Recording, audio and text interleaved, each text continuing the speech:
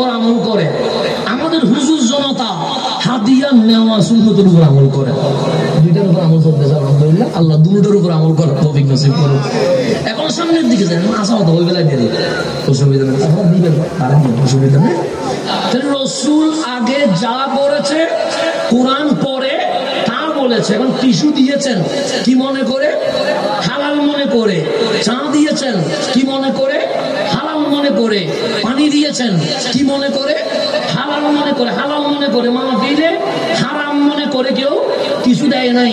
এখন আমি যদি বলি টিস্যু ব্যবহার করা আজকে থেকে হারাম ঘোষণা করলাম, জীবনে মানবেন না। কেন মানবেন না? ভালোবাসি দিচ্ছেন, আমি বললাম যে টিস্যু আজকে থেকে কি করে ফেললাম, হারাম ঘোষণা করে দিলাম, মানবেন? কেউ মানবে না। কেন মানবে না? আপনি হালাল বললে হালাল হয় না, আপনি হারাম বললে হারাম হয় না। আমি হালাল বললে হালাল, আমি হারাম বললে হারাম। এই বিষয়ে আপনারা একমত আছেন না?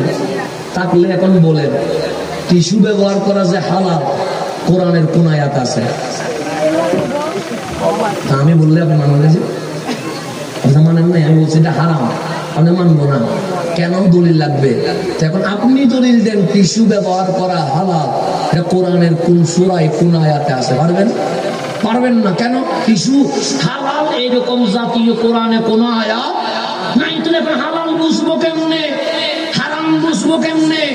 হালালের লিস্ট লাগবে যেন নিতে পারি, হারামের লিস্ট লাগবে যেন চাপতে পারি। তো কোরআন এর লিস্ট দাও, পেঁয়াজ হালাল, কাঁচামরিচ হালাল, রসুন হালাল, বেগুন হালাল, টমেটো হালাল, এরকম একটা লিস্ট দাও। কোরআন বলে যদি সবজির নাম বলে লিস্ট দিই 30 পারা এরকম আরেকটা কোরআন শরীফ লাগবে। লাগবে না?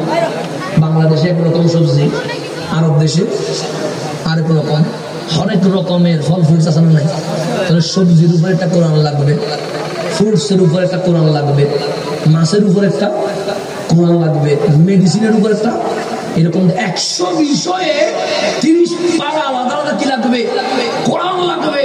কোরআন বলে সম্ভব না তিবিয়ানাল লিকুল্লি শাই, এই 600 পৃষ্ঠার ভেতরে সব বিস্তারিত আছে। আমি বললাম পেঁয়াজ পাই নাই, রসুন পাই নাই, কাঁচামরিচ পাই নাই, পেঁয়াজও পাই নাই, বেগুন পাই নাই, সোনাবুট পাই নাই, বিরিয়ানি পাই নাই, কুসুম কোথায়?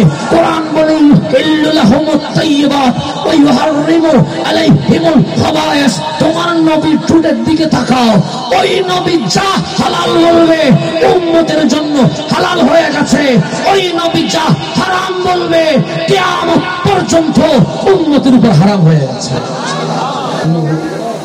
নবী যারা কিছু বুঝবেন কি করার আসলে বুঝেন না।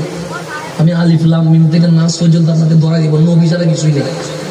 শুধু নবী হালাল জানবা, নবীর কাছে যাও, হারাম জানবা, নবীর কাছে যাও, আকিমুস সালাত নামাজ জানতে চাও, নবীর কাছে যাও, রোজা জানতে চাও, নবীর কাছে যাও।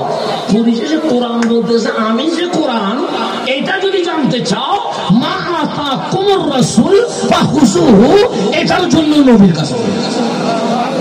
বাদ দিবেন কোথায়? নবীরে বাদ দেওয়ার কোন সুযোগ আছে?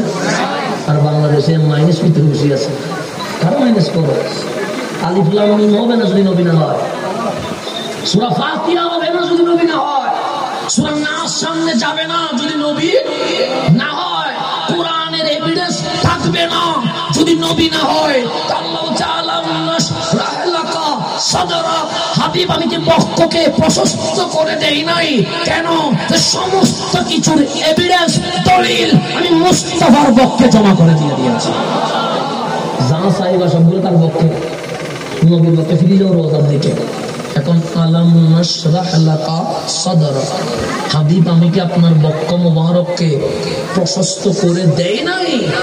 যে কোরআন কেউ নিতে পারে নাই, সেই কোরআন আপনি নবী নিয়ে নিয়েছেন। এটা কয় নাম্বার? 1 নাম্বার। 1 নাম্বার বলতে বলতে রাত 1টা বাজে গেছে। 1 নাম্বার রাত কয়টা?